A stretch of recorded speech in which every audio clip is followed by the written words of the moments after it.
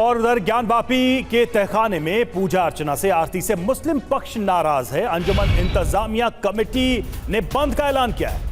Committee ने आज वाराणसी बंद का आह्वान किया है और वाराणसी में आज दुकानें बंद करने की अपील की गई है। तो एक तरफ जहां जुमे की नमाज की तैयारी चल रही है, पूजा आरती की तैयारी चल रही है, वहीं दूसरी तरफ वाराणसी बंद की भी तैयारी है।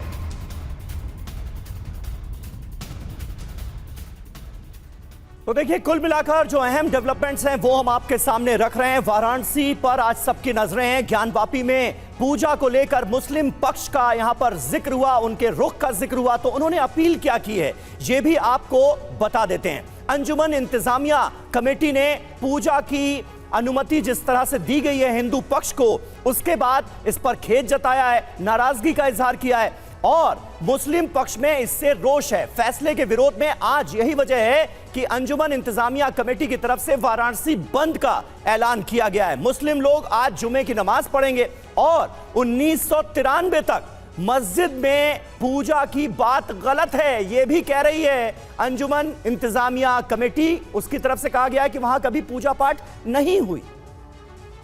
तो ये दावे किए जा रहे हैं और देखिए, वाराणसी में आज कड़ी सुरक्षा व्यवस्था इन्हीं हालात को देखते हुए की गई है। 3 जिलों की पुलिस को बुलाया गया है। गाजीपुर, चंदौली, जौनपुर की पुलिस भी यहां पर इस वक्त मौजूद है, उसे बुलाया गया है। वाराणसी में हाई अलर्ट घोषित कर दिया गया है। किसी भी तनाव की स्थिति से निपटने की तैयारी की गई है और कोई स्थिति खराब ना हो उसको में यानी कि लॉ एंड ऑर्डर को मेंटेन रखने के लिए बड़ी संख्या में 3 जिलों से पुलिस फोर्स को बुलाया गया है।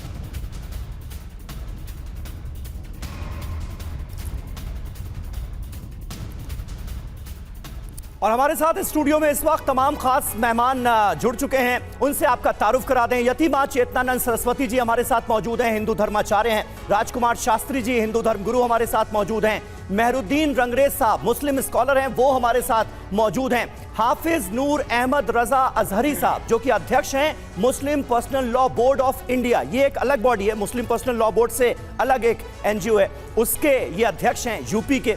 और हमारे साथ हमारे सहयोगी शिवांग माथुर भी जुड़ रहे हैं। सीधे वाराणसी आपको सबसे पहले लिए चलते हैं। शिवांग, हमने आपकी रिपोर्ट में देखा कि सुरक्षा व्यवस्था के चाक चौबंद इंतजाम किए गए हैं, क्योंकि आज दोपहर को नमाज भी अदा की जानी है। पूजा अर्चना का सिलसिला भी ज्ञानवापी के तहखाने में लगातार शुरू है, जारी है, दर्शनार्थी भी पहुंच रहे हैं। क्या इंतजाम आपको नजर आ रहे हैं?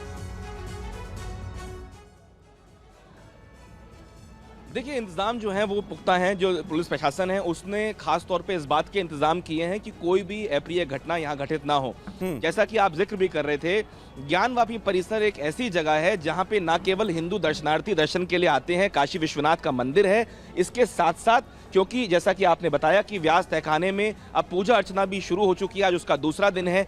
इन तमाम दर्शनार्थियों को मैं आपको दिखाऊं, यहाँ पे भारी भीड़ जो है वो सुबह से ही यहाँ पे काशी विश्वनाथ के दर्शन करने के लिए पहुँच रही है। ऐसे में क्योंकि आज शुक्रवार है, जुमे की नमाज भी होनी है, 12:30 बजे से लेकर 2 बजे तक का समय बड़ा क्रूशल है, क्योंकि मुस्लिम समुदाय के लोग भी भारी भीड़ जो है वो यहाँ पे जुटना शुरू हो जाएगी। ना केवल इस इलाके में बल्कि जो छोटी छोटी मस्जिदें दूसरी भी हैं वहाँ भी नमाज अदा की जाएगी। इसीलिए जो कमेटी है मुस्लिम पक्षकारों की, उन्होंने ये कहा है कि अपने अपने इलाकों में आप शांतिपूर्ण तरीके से नमाज अदा करें और जो लोग यहाँ भी आएंगे तो कोई भी इस तरह की घटना ना हो, कोई टसल देखने को ना मिले, इसीलिए पुलिस प्रशासन ने अपनी तैयारियां पूरी की हैं।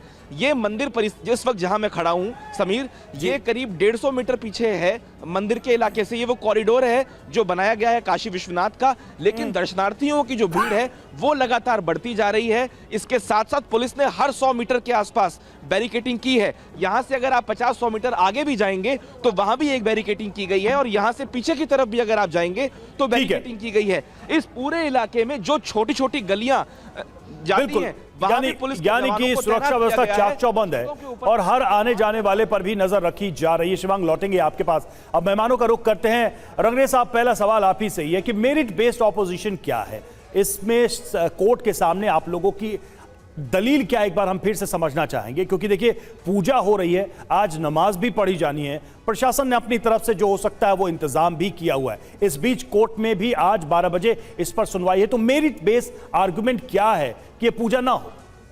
देखिए, व्यास परिवार के लोगों का तो पहले भी आना जाना था और वहाँ पर किसी तरह की कोई पूजा नहीं होती थी।